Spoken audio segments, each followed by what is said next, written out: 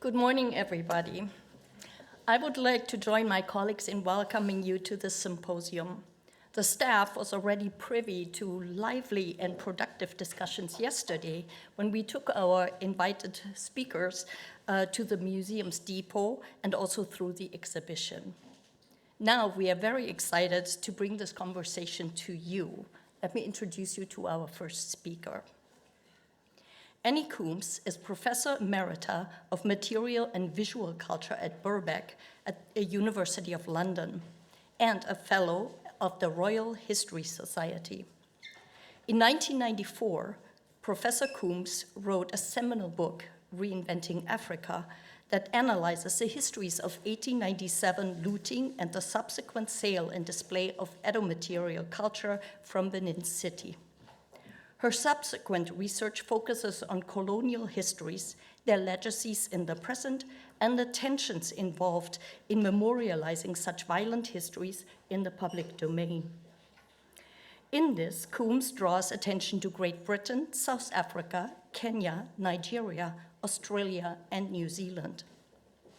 Her award-winning books include Reinventing Africa, Material Culture, and Popular Imagination in Late Victorian and Edwardian Society.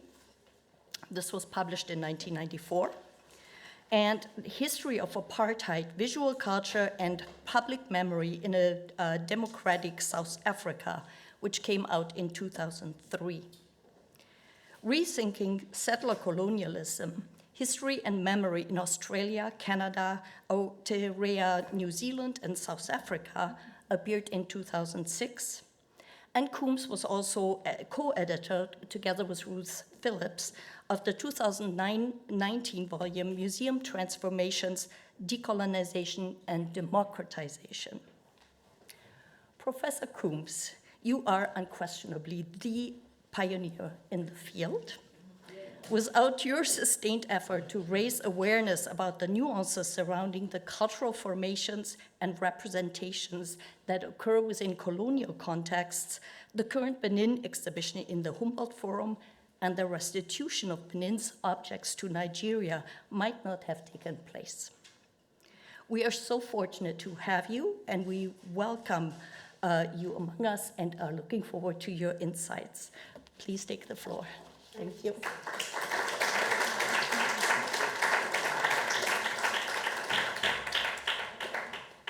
Well, thank you very much for that introduction. I wasn't really expecting it.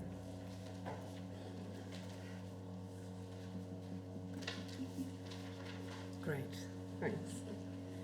Is that all right? Yeah, that's good. All right, good morning, good afternoon, or good evening, everyone who's joining us, either in person or online. And my thanks also, there are a lot of thank yous going on today to Verena Rodatas and Maria Ellendorf, and to Getty for that very kind introduction, and to the director of the museum too, for organising this workshop and for inviting me to speak today. And thanks also to the museum for hosting me and my colleagues in Berlin. It's my great pleasure to be here and to be able to have this conversation with all of you, but especially our partner from Benin City who's here today. I'm going to read a bit of this because otherwise we're not going to stick to time. So I want to try and do that first of all. Increasingly, as we've heard, the subjects of museum representation have asserted their right. Can I move this up a bit, actually? It's this way, isn't it? Yeah. I know I'm small. So in other words, this first statement is about agency, really. The subjects of museum representation has, as we've heard, asserted their rights to recognise themselves according to their own formulations of their histories and cultures in the public images that museums create. Pressures towards decolonisation and greater democratisation have also led the way for collaborative processes of exhibition and programme development, as we've also heard today with the current one that you're going to be looking at later on. and to a greater multivocality, which I think is actually possible and is happening in many museums. A number of these collaborations have actually affirmed the museum's potential to rectify past silences and to set the records straight. The history of the way in which European museums acquired antiquities and heritage from Benin City in 1897 is, of course, a case in point, though it has to be said rather belatedly, being addressed.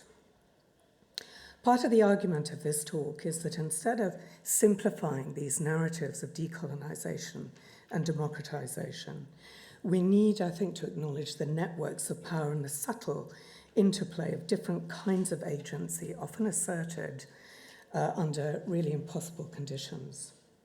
So I want to start by complicating one thing, the idea of difficult history, the difficult histories of the title of this conference. My understanding of the difficult history is, yes, a traumatic history, but crucially one often underwritten by ambiguity and ambivalence, where blame is hard to apportion and where victim and perpetrator are actually much more closely intertwined than either would want to admit. When I first wrote about these histories that we're talking about today in 1994, there was no doubt in my mind, and I think by now we would pretty much all agree, that the sacking of the royal compound in Benin City and the looting of ivories, ebony and brass castings by British forces in 1897, rather than being a difficult history, is actually a straightforward case of violent extraction and power grabbing by the British, motivated by personal, political and economic greed, including, of course, for various scholars here well know, resource monopolies such as palm oil. More difficult in the case of Benin City and Edo State are the complicated legacies of this history of colonial extraction and the impoverishment of an area rich in art, heritage and tradition. A legacy which has contributed to Benin City becoming known in the new millennium as the Center for the Trade in Human Trafficking in Nigeria, a situation of which the current Oba, His Royal Majesty Oba Onobo Owari II, has been only too aware. Early on in his reign, the Oba attempted to thwart the traffickers and undermine the power of the oaths that keep the victims bound to them by releasing victims of the trade from any repercussions of the oath. His Royal Majesty's actions were aided by state legislation initiated by the governor of Edo State, Godwin Obaseki, and Professor Kukunre Egafono, who we're going to hear from later, of course, is one of the key people who's dealt with these histories and the presence and the complications of the trade and human trafficking in Benin City and in the wider region.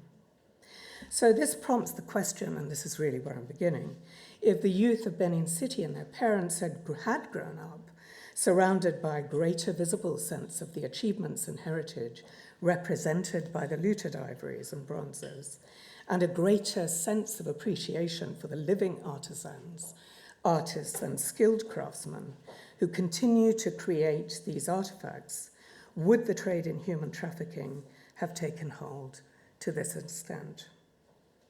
So perhaps the place in the museum where we need to begin to locate the difficult histories of the conference title is the relationship between colonial histories, globalization, and diaspora.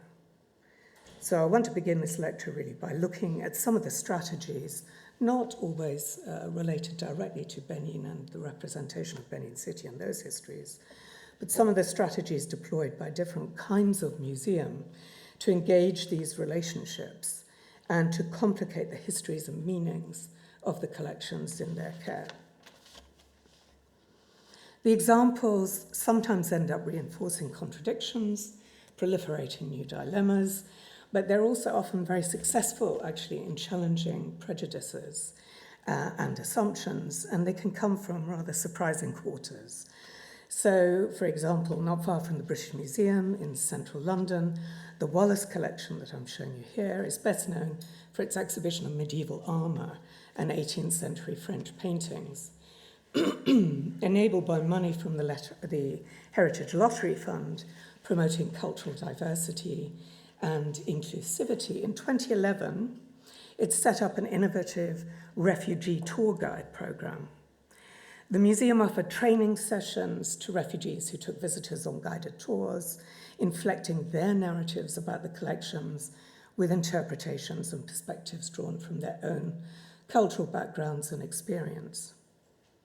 But I could have named any number of similar collaborations, and I also think that in Berlin there was an instance of this kind of collaborative work with refugee and asylum communities, and with diasporic communities in museums across Europe. Given the virulently negative attitude to refugees and asylum seekers of a number of different governments across Europe, including the Conservative government, of course, in the UK, we might view these initiatives as perhaps confirming the value of the status of some museums as semi-autonomous entities in relation to state policy, and I think that's something we need to remember. It is a kind of space that can be reclaimed. Another perhaps more subtle case of how a museum display can enhance the idea of multivocality is in this example where an area of the museum which has traditionally been closed off to the general public, the stored collections, has been made transparent and accessible to all visitors. Now, a common feature of many museums, in 1976, the Museum of Anthropology in Vancouver was one of the earliest to expose the stores in public. So part of the aim of this bit of the talk is also to historicize a little bit some of these strategies. Effectively then, what they did in Vancouver was enabling a raft of combinations chosen by the public rather than the curatorial team. And then in 2010, they went further and consulted with Indigenous First Nations peoples in Canada to get them to suggest how and under what categories the objects should be classified, thus transforming the way in which they're viewed, the kinds of values attached to them. And here in Berlin, there is an aspect, I think, of this strategy to be found in the defamiliarization of the idea of taxonomy through displays which reinforce the arbitrariness and also historicize, of course, the different systems of classification and how this creates distinct objects and knowledge. The serendipity, if you like, of any classification in models and the knowledges that it produces. It's another showcase that you can see next door. A number of former ethnographic museums, now styled as museums of world cultures, and also port city museums, such as here in the Routenstraut-Joyce Museum in Cologne, have demonstrated, I think, a real attempt at understanding how globalization can result in a differentiated cosmopolitanism worldwide, generating an interest in diasporic culture, for example, as a corrective to the reification of authenticity conveyed by some older art and ethnographic displays. And I'm showing you here, of course, the entrance of the Routenstraut-Joyce Museum in Cologne in about 2015, with the video installation of Cologne residents greeting each other. I think this one is Morocco, in their own languages, emphasizing the multicultural cosmopolitanism of the city. In other words, a city museum at that time embracing the diversity of its multiple local constituencies.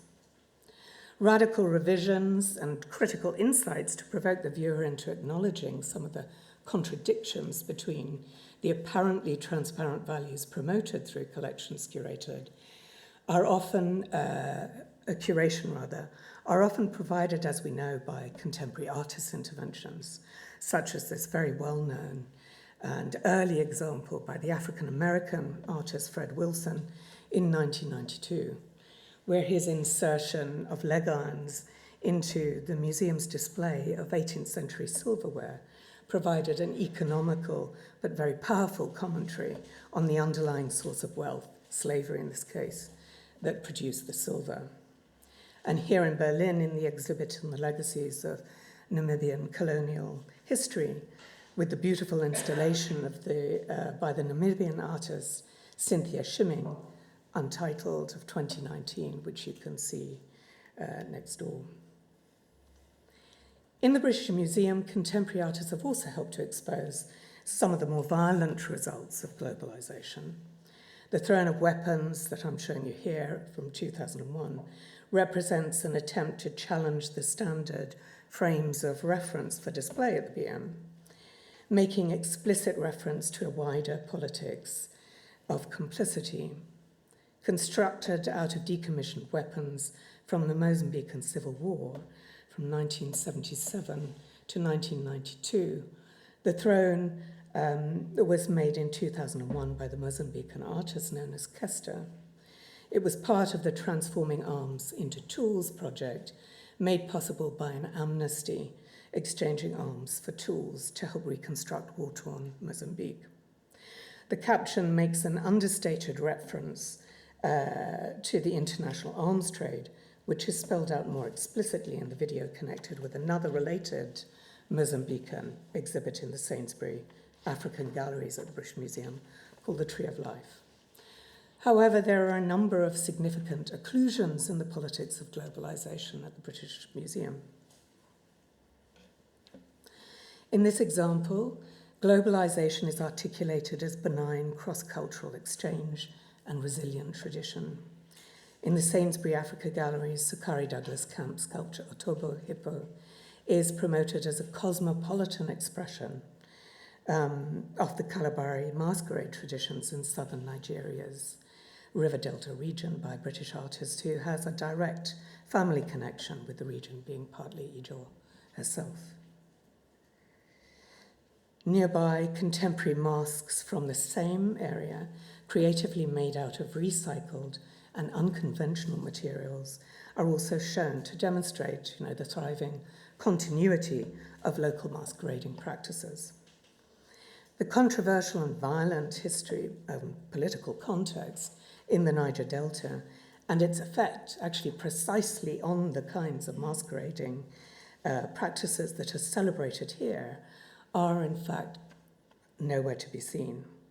Nothing is mentioned about the destruction of the fragile ecology of the region by multinational oil companies, and no mention is made of the Nigerian government's execution in November 1995, the same year, in fact, as Sakari Douglas Camp's sculpture of the playwright and activist Ken Saro-Wiwa and 8 other local environmentalists, this is a story I'm sure you know, from Ogoniland, who protested against the oil company's pollution of the Delta region, nor is there any mention, actually, of the threat this pollution poses to the very masquerade tradition, its resilience and inventiveness, which is celebrated here, whose imagery calls up the cosmology represented by the water-loving animal life of the Delta.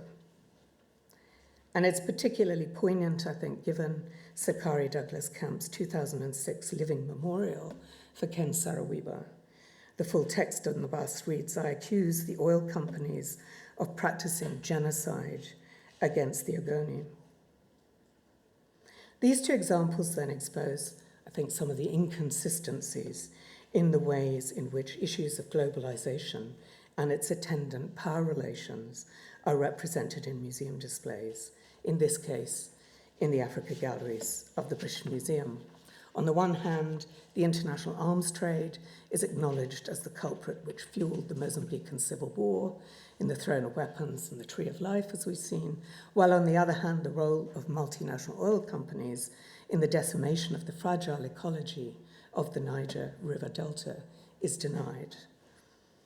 In many museums, not just the British Museum, such occlusions often appear where there's a tension between, and this is an old problem, the desire to showcase the aesthetic or a treasure of the collection approach, where introducing any wider political context is seen as a destruction. And as I said, it's an old problem, and one which often besets displays of art from Benin City. Neatly solved at the Routenstraud Joyce Museum, here at the click of a button, the visitor can marvel undistracted at the technical skill and aesthetic power of the Benin plaque.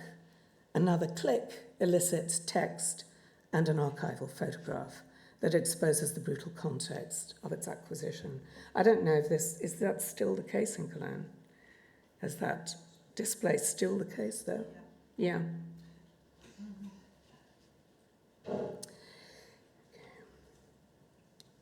Heritage from Benin City featured prominently in the lucrative radio and publication deal, A History of the World in 100 Objects, which was a joint project of the BBC and the British Museum, brokered by its former director, Neil McGregor. Originally broadcast in 2010 over 20 weeks, it has had a sort of extended life and reach. In 2016, it formed the basis of an international touring exhibition to Taiwan, Japan, Australia, the United Arab Emirates and China, and in the last couple of years, it's been aired again on BBC Radio. McGregor's stated aim with the project was to publicise the museum's collections and to promote the British Museum as the quintessential model of a universal museum. He had earlier been part of that group, as I'm sure you know, of museum directors defending, and I quote, the importance and value of universal museums, disingenuously claiming to speak for the international museum community. The directors marshalled globalization and internationalization as key arguments against restitution, since they claimed, and this is another quote, we should acknowledge that museums serve not just the citizens of one nation, but the people of every nation.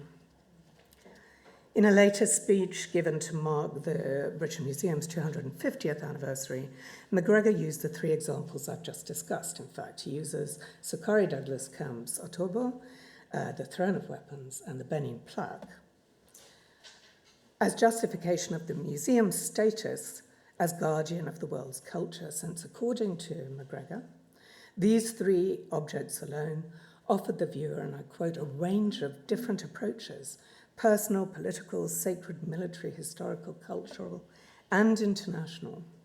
He goes on to say, I don't know where else a visitor can apprehend Africa in so many contexts. A collection that embraces the whole world, allows you to consider the whole world. That is what an institution such as the British Museum is for. A History of the World in 100 Objects was in many ways an impressive initiative, which was careful to incorporate revisionist histories of many of the objects in the British Museum's collections and to include commentaries from highly significant figures, including the Nobel laureate Wole Soyinka. However, in another sense, it clearly also represents a somewhat different and more knowing response to the old justification for the Universal Survey Museum. Its effect and the underlying political motivation are, I think, predictably similar. And if we shift our viewpoint from a Universal Survey Museum to a national art gallery, in this case, Tate Britain, how might this affect the narrative around those fateful events of 1897?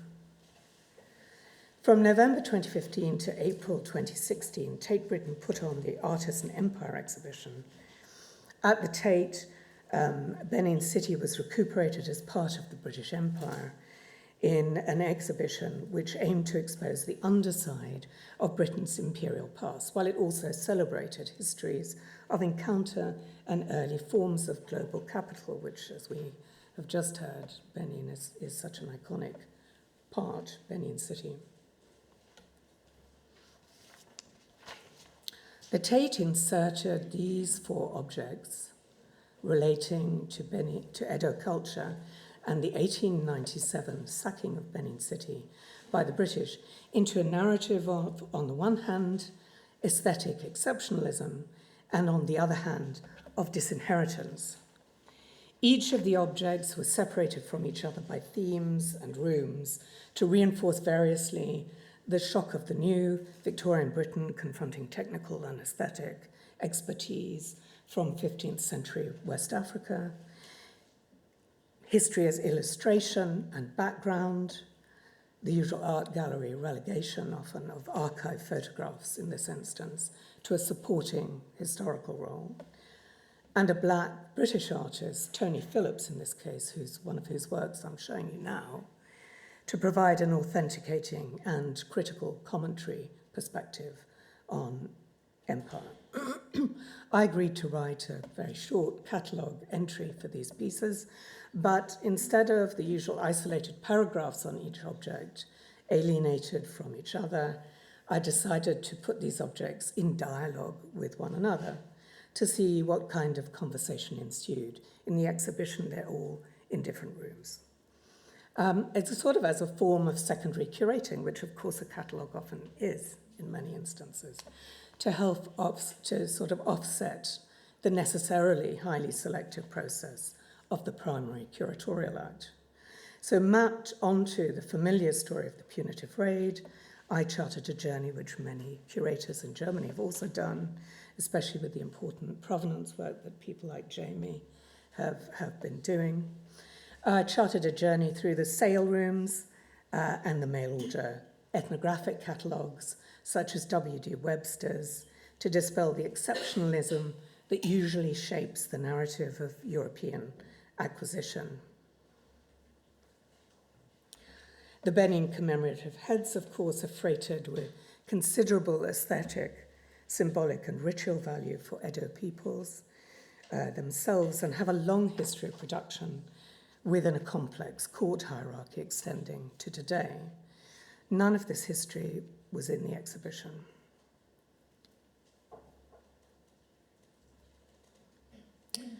Importantly, this infamous photograph of Oba van Ramwan Nogbesi, taken by the Bonny photographer Jonathan Adegogo Green, is not just a record of the Oba's journey into exile on the British government steamer, the SS Ivy, though this is the only narrative presented in the Tate. Photographic studios, as we know, run by both, and this is the sort of complication that helps us understand a different level of agency and a different kind of agency that is available and should be being profiled in exhibitions. Photographic studios, as many of you probably know, run by both Europeans and Africans, had been popular in West Africa since photography's invention in the 19th century. First-hand accounts talk of the ubiquity of the photographers during the British raid on Benin City, including local West Africans, such as the self-styled artist-photographer Green, who took this photograph. And there were many of them, as you know, were sold later as souvenirs or given to the expeditionary forces, the invading forces, as mementos. I must apologize for this. It was lynched from the internet, and it's actually from the collection of the Smithsonian African Art Museum in Washington, D.C. It's an album, photographic album. They don't actually know who it belonged to, but we do know who one of the photographs is taken by. So the one on the left, on actually your right, my right here, is by an unknown photographer, taken probably in a Calabar studio. But if you look closely, you can see that the image on the other side, which is also by Adegogo Green, is also on the SS Ivy. As Martha Anderson and Lisa Aronson have shown in their wonderful research on Green's work from 2011 and then from 2017, the Oba is represented in many of the other photographs by Jonathan Adegogo Green without the armed guard and is seated as royal convention demanded, with both hands visible, serenely folded, in front of his abundant wrapper. In these other versions, though still with no regalia or evident marks of office, the Oba manages to somehow convey a very regal poise, despite the conditions of his photographic and actual capture. Consequently, it's clear that the photograph in the Tate exhibitions, in other words, is much more than simply an illustration of Oba Oban Ramwan on his way to exile. It is evidence of West African agency, in this case of West African photographic studios, enterprisingly enhancing the self-fashioning of both Europeans and a West African chiefly elite.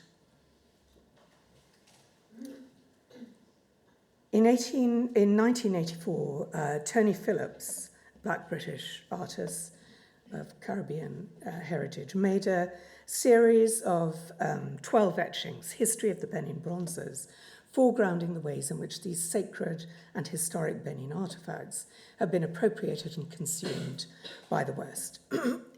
Stimulated by a chance encounter with F.R. Cooper, a Nigerian campaigner for the restitution of the bronzes, whose grandmother had been alive at the time of the Benin raid on the city, British raid on the city, Phillips' series builds its case figuratively and literally. Through the unusual practice of reusing earlier plates in the series, we revisit the objects initially depicted in the historical context of Benin City in 1897. The plate is then reworked to represent the same object subsequently encountered in a Western museum.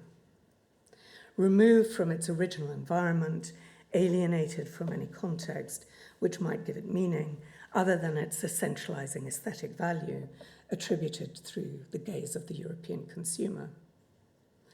Face to Face contains an Adodua mask, originally represented as part of a scene, showing masqueraders honoring the progenitor of the royal lineage, and then in another plate, this one here, shows masqueraders confronted by the British invading forces. And the final print, Face to Face, puts the isolated mask in a spotlit vitrine, being scrutinized by a Western woman from the comfort of a sofa. The artist has lovingly reproduced the detail, though, of the cast Benin Ododwa helmet mask, while the rest of the scene remains very sparingly suggested. Thus, the specificity of the Benin artifact remains intact, and the focus, in fact, of our attention. Tony Phillips's aim with the series, when I talked to him about this, is to take, and I quote, the story beyond the historical premise of the imperialistic tragedy. The sculptures, he says, manage to speak to us across centuries, to arouse something that belongs to a common human condition, even after the plunder, the dispersal, and the representation or representation in alien environments. They are the survivors, less dispensable than mere flesh and blood, perhaps. That's Tony's quote. So to end this talk, I want to pick up on Tony Phillips's desire that his Benin series takes the view beyond what he called the imperialistic tragedy and towards a different future. Certainly, a number of Nigerian artists, and we've talked about those already, whose work focuses, I think Lars mentioned it earlier on, whose work focuses on Benin, have regularly been incorporated, of course, into European museums, revisionist histories of 1897, and their work often incorporates a nod to another temporality, though most have been selected, as we can see, to provide a critical commentary on 1897 and its immediate aftermath. Victor Hikamano's large-scale figures of the Oba and his trademark use of plastic rosary beads and crucifixes constituting the royal coral regalia are reminders of the ambivalence of Christianity's double standards in the imperial project and the resilience of royal tradition in Benin City into the present. Here in Berlin, with the king, the priest, and the chosen one, a commission from 2022, and the 2022 commission in St. Paul's Cathedral in London, one of the 50 monuments in 50 Voices art commissions produced in response to 50 historic monuments in the cathedral. In this case, a Kamano's response to the 1913 memorial he's standing beside, the plaque to Admiral Sir Harry Rawson, who, as we know, led the attack on Benin City in 1897. Another artist often favoured by European museums and primarily to promote awareness of brass casting in Benin City as a living tradition is Phil Omadamwan, a seventh generation. Okay, what's happened here? Is there... What's coming up on my screen is this now? Yeah. I'm just wondering, hold on. I'm coming to the end of this, unfortunately. Okay.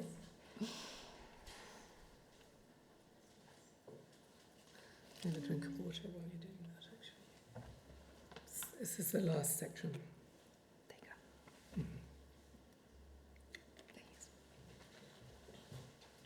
go.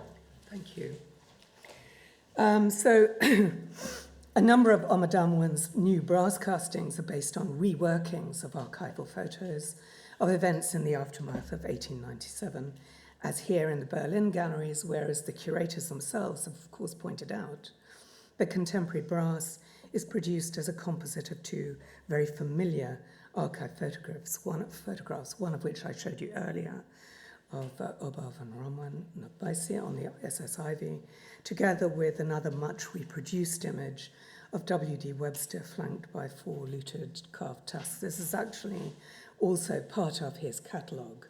You'll see the numbers beside the objects. In Omadamwan's rendering of the scene, the two photographs are compounded to produce an image which removes Oba van Ramon from the SS Ivy and reinstates him in the royal palace compound, framed by the tusks which now resemble a shrine to the Oba's glory, instead of as Webster's trophy. I'm not going to talk through these. These are other examples in Mark in Hamburg of Omadamwan's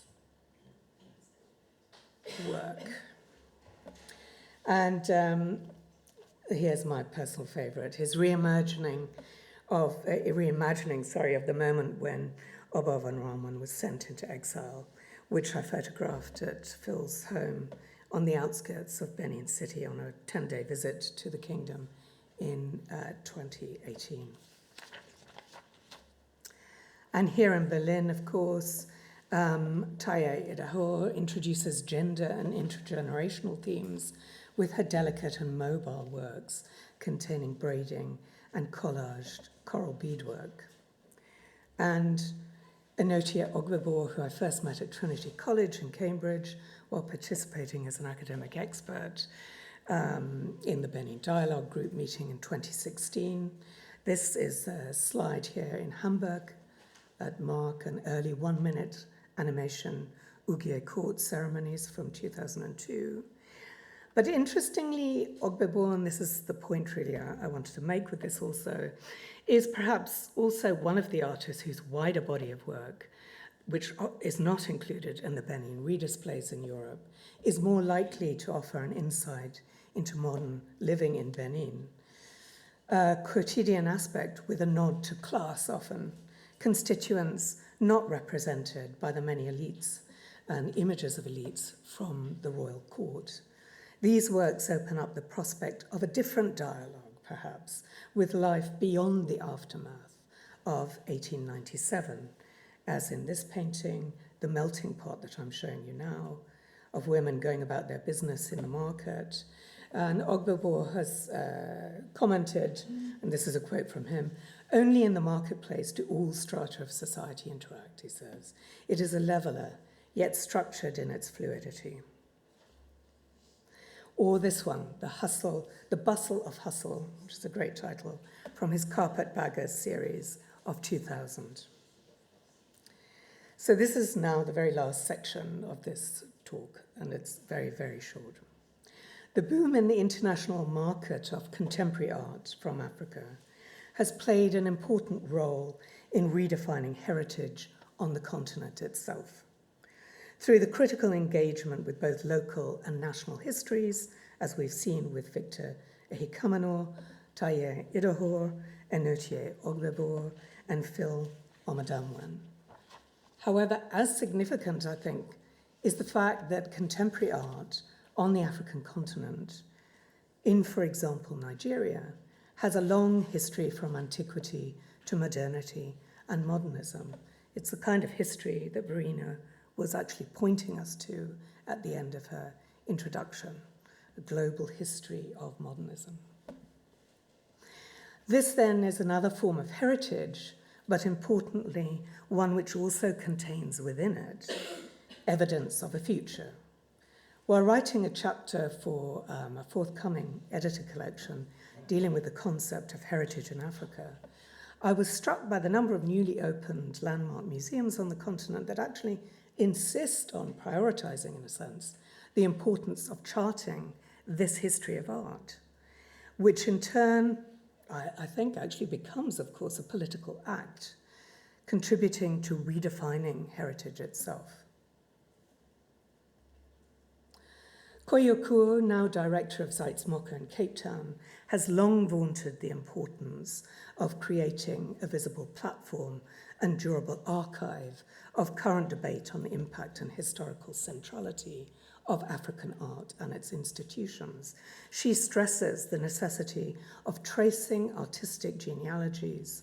For her, one of the important roles of Sites Mocha in Cape Town is, and I quote, to contribute to the writing of new chapters, different chapters of our art historical narrative. With the museum, she says, as the site where received histories can be, in her words, corrected, and new forms of, in her words, writing the self in African contexts can be produced and performed. The Palais de l'Homo for Sonia Lawson, I'm just showing you these three ones in its older form, and then who's director of the Palais de l'Homo, that again Verena knows very well, in Togo. Contemporary art, through particular curatorial strategies, has become a means towards inclusivity, including a Togolese public not familiar with visiting museums, and specifically contemporary art museums. To reclaim the site, in fact, and counteract the controversial history of the museum building as the seat of power for German, followed by British, colonial occupiers, and in the 1990s as the site of political protests during the post-election violence, and this is it as it is today. Two of the first exhibitions of the new Musée des Civilisations Noires in Dakar, in Senegal, foregrounded Senegalese histories of modernism and contemporary art in 2019. As you can see here in this photograph, the banners display L'École de Dakar and Prête-moi ton rêve, lend me your dream.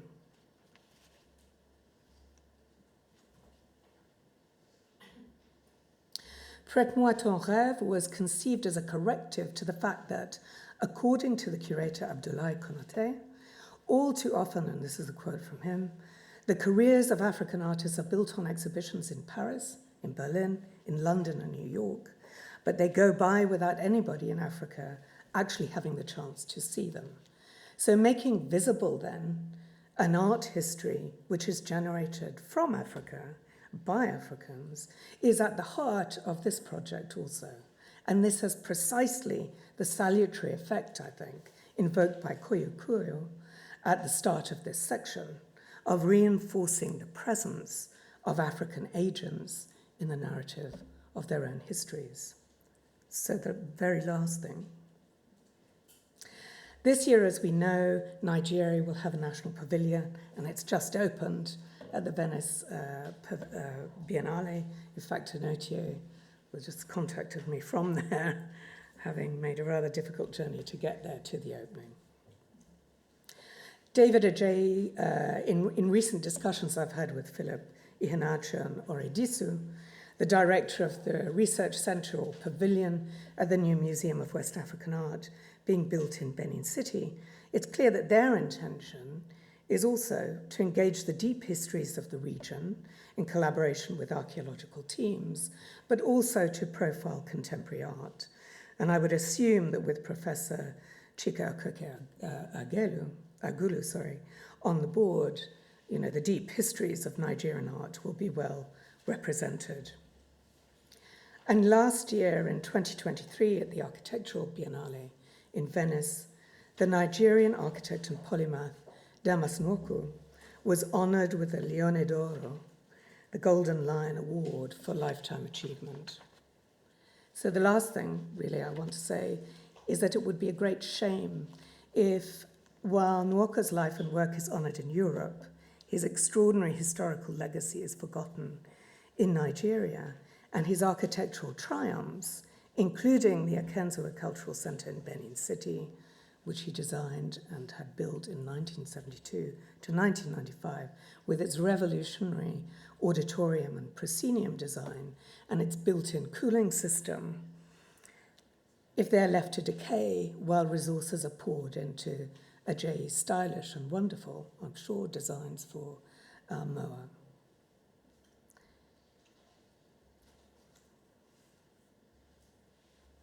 Back in 1994, when I published that book, Reinventing Africa, that argued for the restitution of the looted heritage from Benin City and outlined the history of their violent acquisition in Europe and the debates they provoked in the museum, ethnographic and anthropological establishment in 19th century Britain.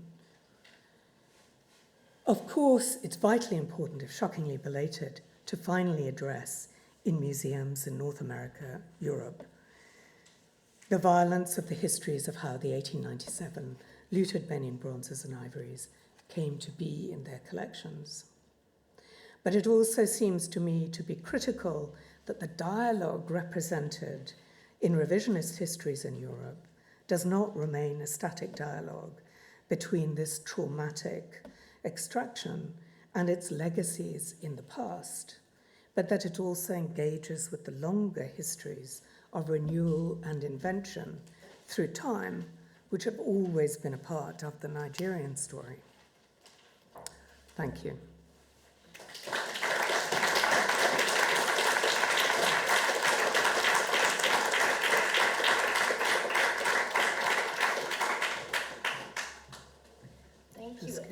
Thank you, Annie.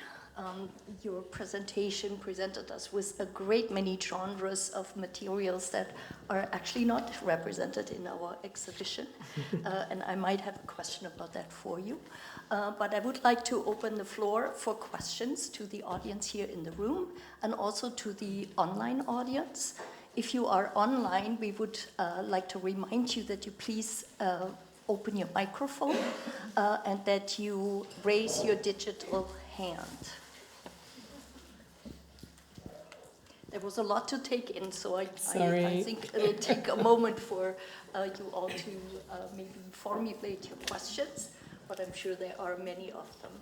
Well, there's also a possibility, isn't there, of having questions at the very end, after Jamie's summing up. So, any questions in the room?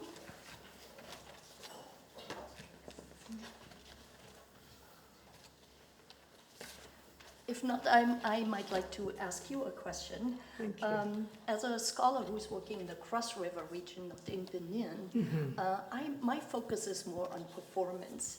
And one of the aspects that always strikes me when I visit a museum, especially a museum of African art, is that it really omits the performative aspects that surround objects in Africa.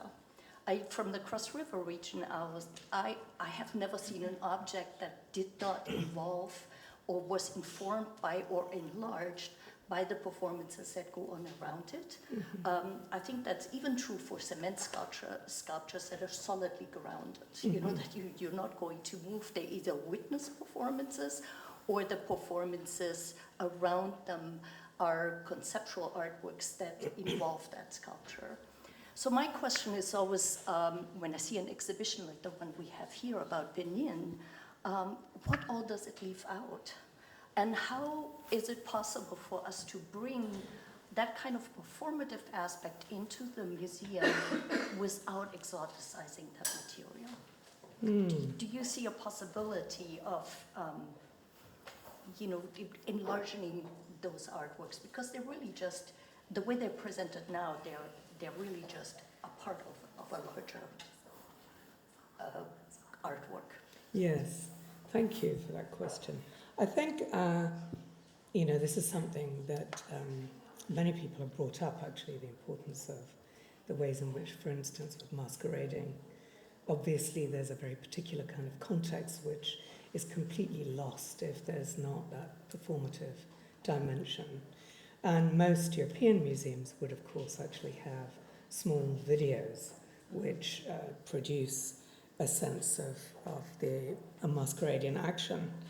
But your bigger question of the exoticizing of that process, it probably also depends, doesn't it, on who's actually looking and the importance of engaging different constituencies in the discussions around those kind of performances. So, and I think that has also, of course, been done. And, yeah. I mean, I suppose I'd also say that we're looking at Europe, but there are other kinds of museums. I've been looking at national museums, which are a very particular kind of category of museum.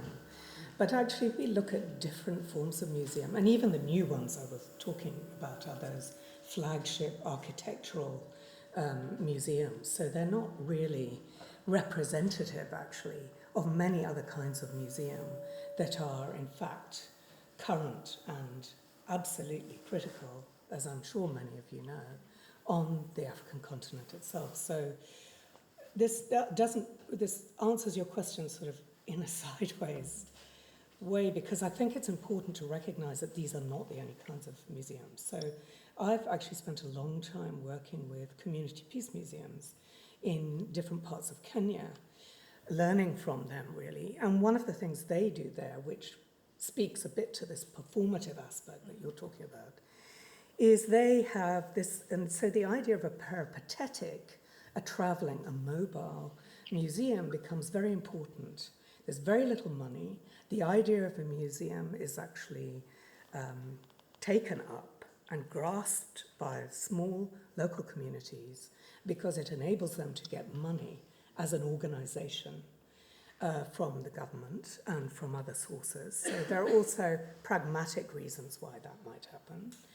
But then their use of the collections is very, very different to the way in which people might actually consume collections here in Berlin, for example. These objects are taken around the country after the post-election violence.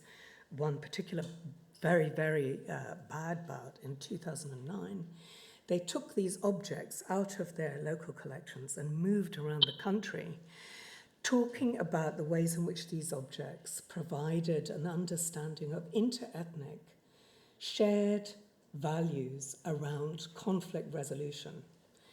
So the objects speak in very particular ways. They are performed in ways that are absolutely meaningful to the people that are speaking and to whom they're moving and communicating in very difficult situations, and very effective in certain ways. So it's an extraordinary history, actually, and an extraordinary practice. Very fragile, very little money for it, and already one of the places that I wrote a lot about, the Lowry Memorial Peace Museum, is no longer. There's a whole court case with anyway, it's a long story, and actually a very sad story.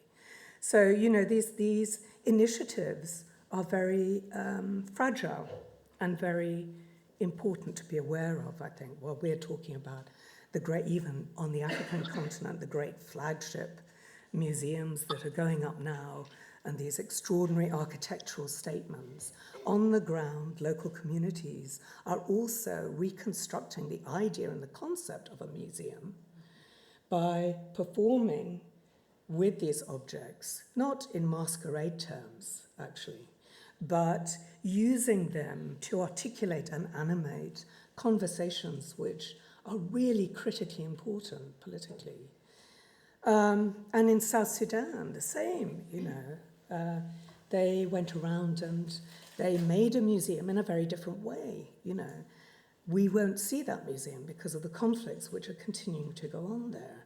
But actually, If you talk to Professor Jock Maddock Jock, who was the cultural minister at the time, when they were setting up or hoping to set up the National Museum, they went around the country, a couple of people went around the country to Dinka, Nuer and Shilluk communities and asked people in the villages, what do you want to see in a national museum? Okay, that's not happening here, and it's not happening in some other of those big flagship museums. They're doing important work. It's not the same work. So I suppose what I wanted to say, and prompted by your question, is that, it's really important to think about the ways in which there are different kinds of initiatives going on the ground, and they need support, actually. So that was actually a very helpful answer, because I think that it makes me think that one really has to think very clearly about what the purpose of one's own institution is. Yeah. And that, it having some limitations is really okay. So thank you for that. Thank you for the question. There is one in digital. Okay. And we first take the digital one. We thought we'd take one in the room, one in the... All right, we have one question by Kavita Peterson.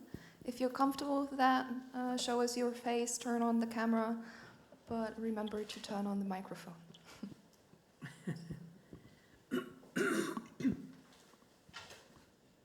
Kavita Peterson, yeah. We can't hear you, Kavita. Oh, Yeah. Let me try. Can you hear me now? Now we can, yeah. Okay, wonderful. First of all, thank you so much for such a fascinating talk with so many amazing examples.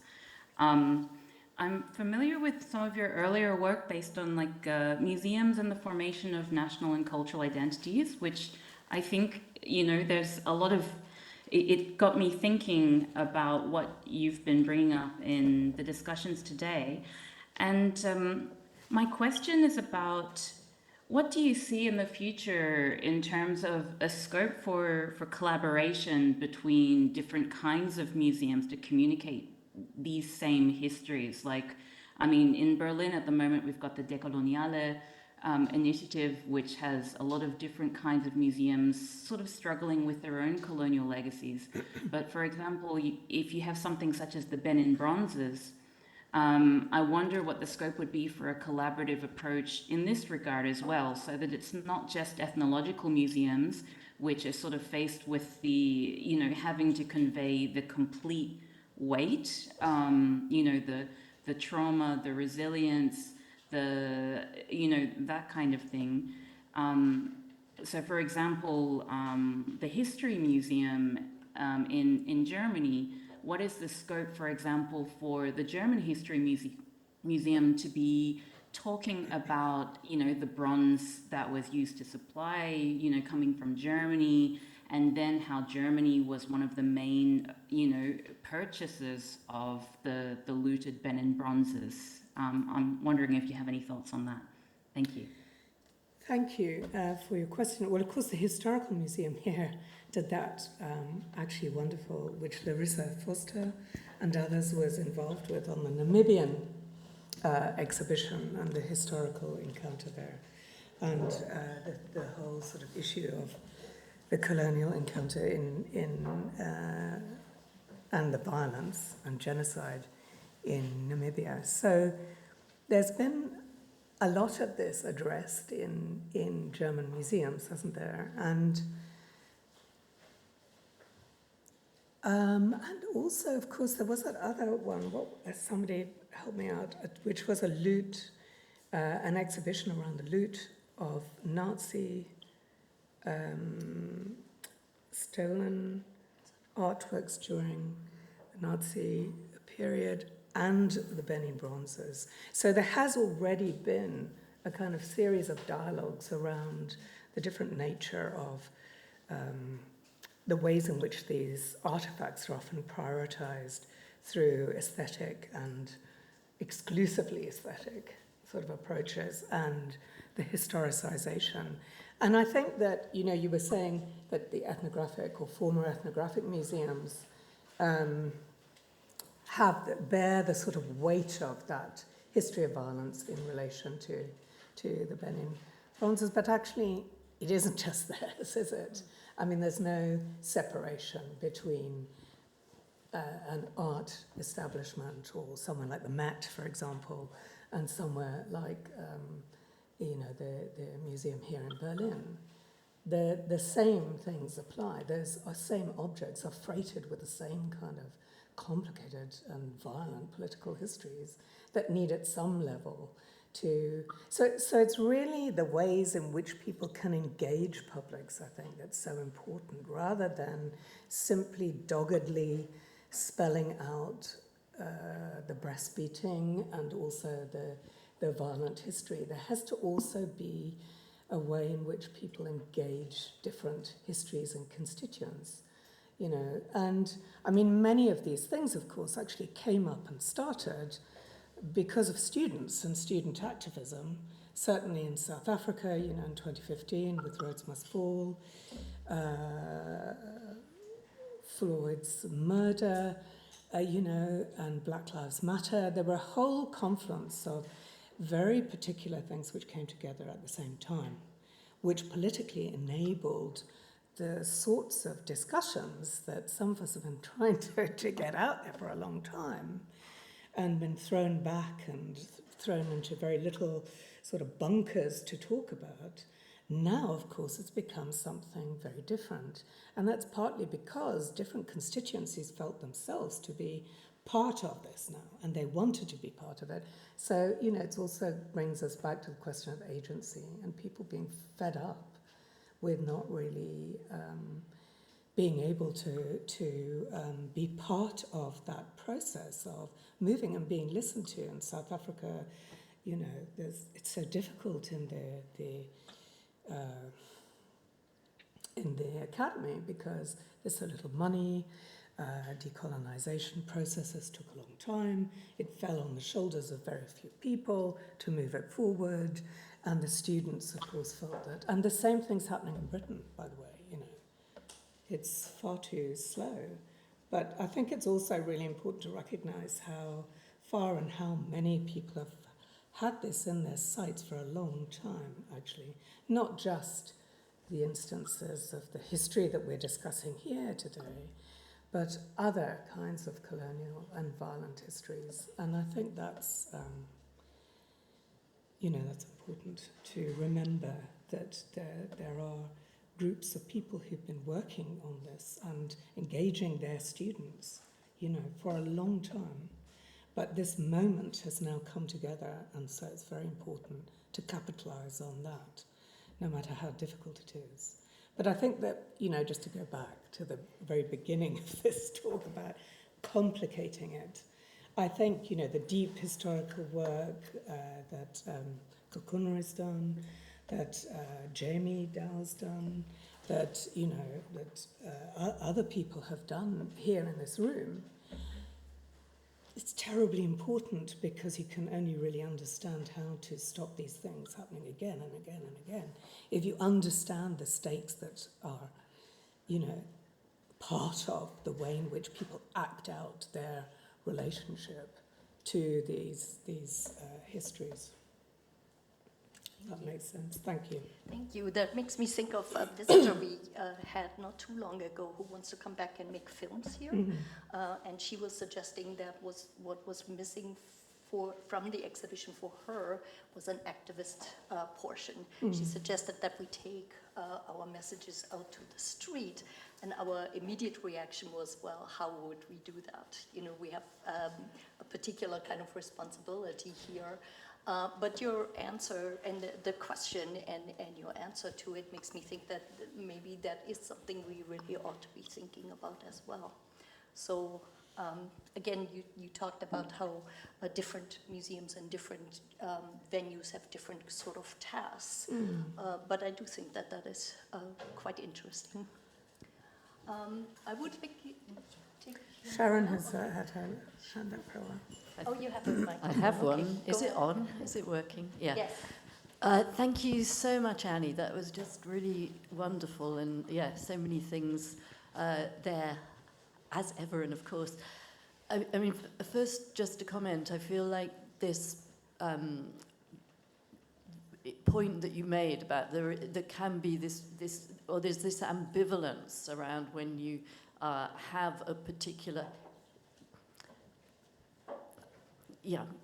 difficult history, that can end up sort of shaping everything, and how to go beyond it. And it really made me think of the way that in various Jewish museums, including the one here, that in relation to Holocaust, of how do you have a museum that is not only about that, and that's such a dilemma. And I think that's really important point for these issues of the difficult histories. But what I really wanted to sort of ask about, or it's not very coherent, this, but it's the category of art. So I guess one thing you were showing us is how art has come to occupy more spaces in different kinds of museums. And we see that very clearly with ethnographic museums, that contemporary artists, their work is being used there. There are sometimes some criticisms of that, of saying, maybe it's sort of leaving the job to the artists. But I wondered there as well, because you talked about this global art history and this global art movement, whether these... So one question was, what do they do to the category of art? Are they narrowing it or expanding it, in fact? But also whether maybe this relates to Kavita's question in a way, whether the sort of movement that we've seen of the artworks moving into other kinds of museums, we might need to see changes going the other way, if you like. And I was there especially interested to know how that's being thought about in the new museum that's being developed in Benin. But I mean, maybe that's not something one could talk about, or it needs a whole other lecture anyway. But yeah, but just, that where that category, does it need troubling? Is it being troubled, and so on? Well, gosh, that's a lot to answer. And very interesting questions. Maybe I'll take the MOA one first, actually. But I think that, Kukunra probably will have something to say about that as well. I think it's quite a complicated situation, obviously, there at the moment, because there are different tensions between the possibility of a royal palace collection and museum associated with that, and then MOA, which was the Edo Museum of West African Art and now is the Museum of West African Art, and the agenda there for both research and receiving some of the restituted bronze works in particular, in part of the partly German funded actually research pavilion there. So, and the role that contemporary art might play. But I think the thing that comes together in all of these things is the way in which Hamadi Bokoum, for example, in the Musée des Civilisations Noires, and also, it seems, in the plans for MOA, and maybe Kukunre can say more about that later. There is a sense that archaeology, art, and heritage pieces come together in the same space. And so it's the dialogue and the relationship between the three that begins to matter. So that, for example,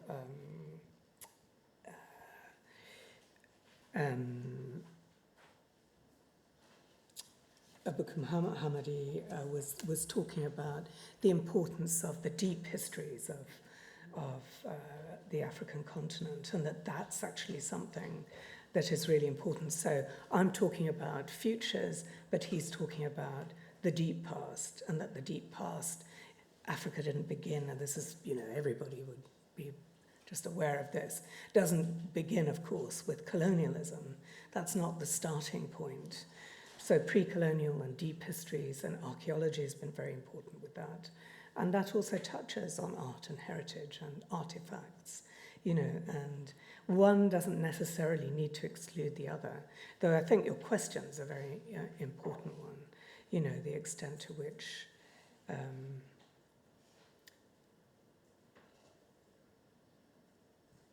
the sort of authenticating aesthetic voice is often prioritized to the exclusion of other contexts. But I think by now, many art museums, for example, would see their role. The idea of a social history of art is nothing new now.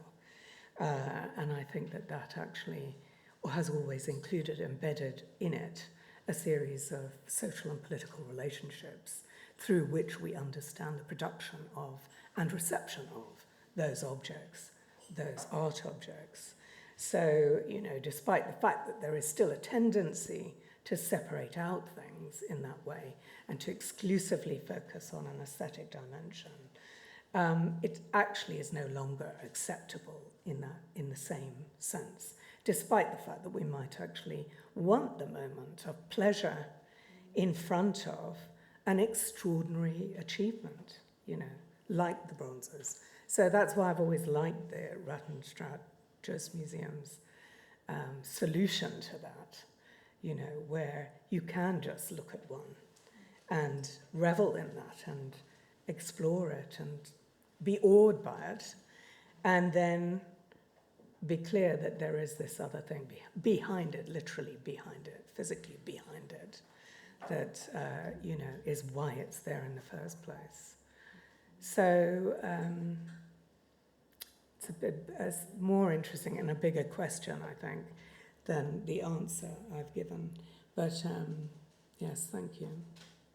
I mean, there was this thing, which again you all know, in the Jewish Museum, the extension here, the Libeskind one, where one of the, one aspect of your question was this, how do you engage histories which are so violent without re-traumatizing individuals? And one of the ways, and to engage the present, the past, and the future. And there was that very simple technique which they devised of actually naming the individual and of having their life before the Holocaust, so that the person becomes visible rather than the individual subsumed by the event, the horror of the event. And so that's an important, small, they're often very simple devices, but they just humanize and allow a different way of engaging with that history. Thank you. Thank you so much, Amy Coombes. That you was very wonderful. Thank you. That was a really wonderful presentation. Thank you so much.